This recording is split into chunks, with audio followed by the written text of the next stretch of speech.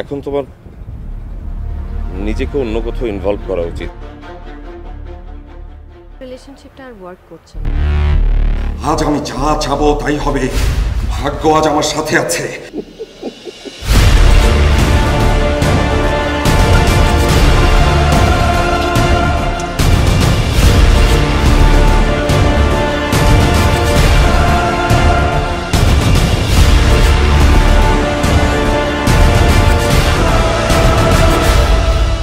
Game is over, Amit.